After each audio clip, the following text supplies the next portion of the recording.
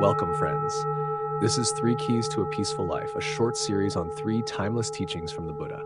Episode 1, The Trap of Chasing Happiness. Episode 2, The Wisdom of Emptiness.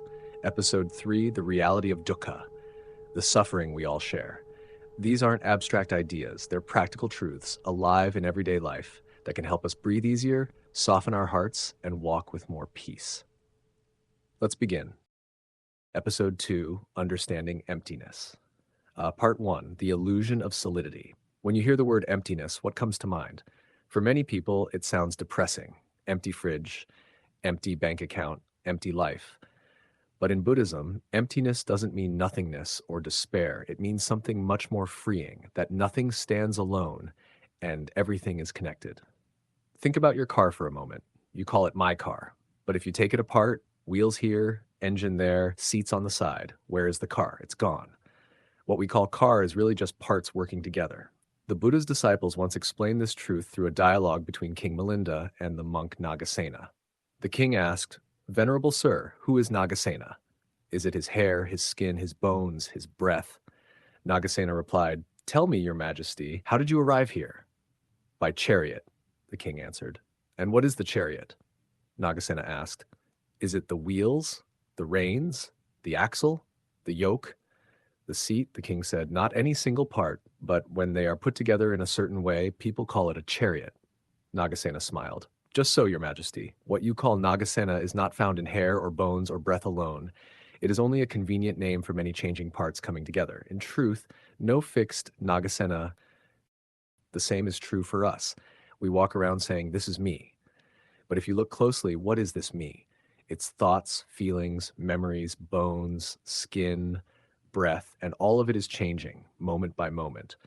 The Buddha called this emptiness, not because nothing exists, but because nothing exists independently.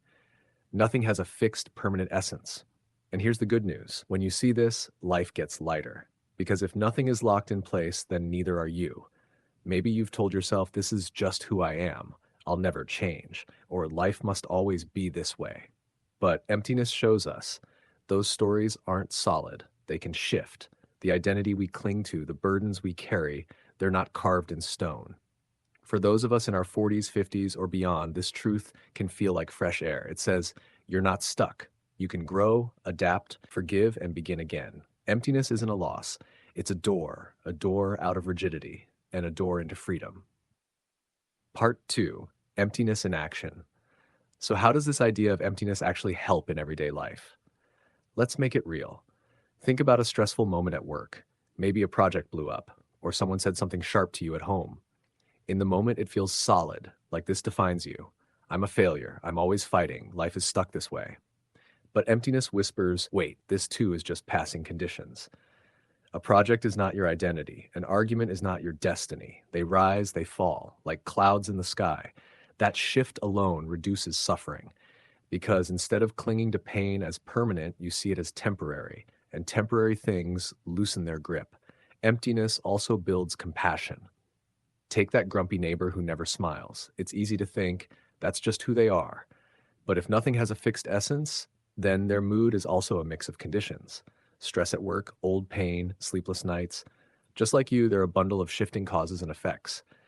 When you see that, harshness softens. Empathy comes more naturally. And here's another gift. Emptiness makes us flexible.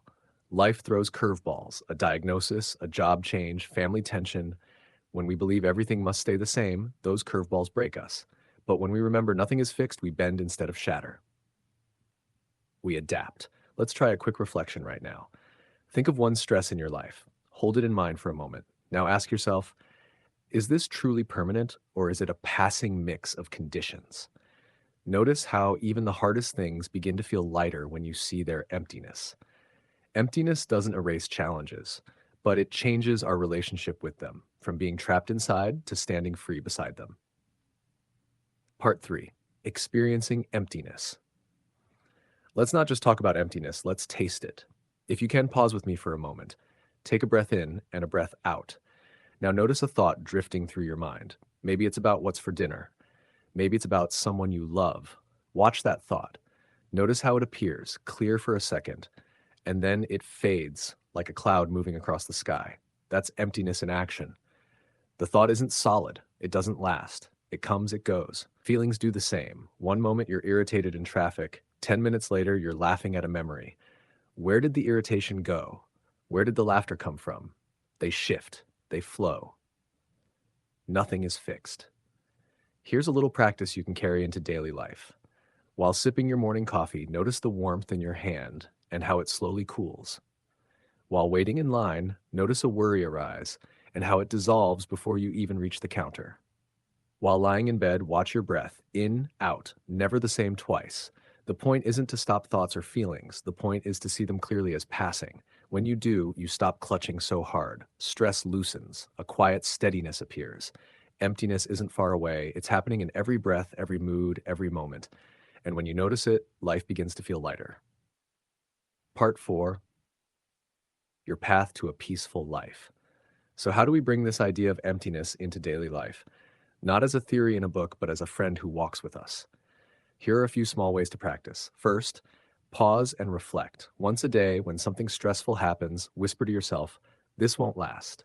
A bad mood, a heated moment, even a sharp pain, they all shift. That reminder alone creates space to breathe. Second, gratitude with a twist. Look at a simple meal on your table. It didn't just appear. Farmers grew the vegetables. Drivers transported them. Store clerks stocked the shelves. Your hands prepared it. When you see the connections, gratitude deepens. Nothing stands alone, not even dinner. Third, be kind to yourself. So many of us carry the weight of being perfect. Perfect parent, perfect partner, perfect professional. But emptiness says you're a work in progress. You're allowed to change. That's not a flaw. That's the beauty of life. And here's the thing. You don't need hours of meditation to do this.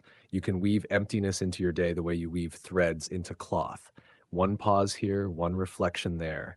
Over time, the fabric of your life feels lighter, softer, more peaceful. So the path isn't far away.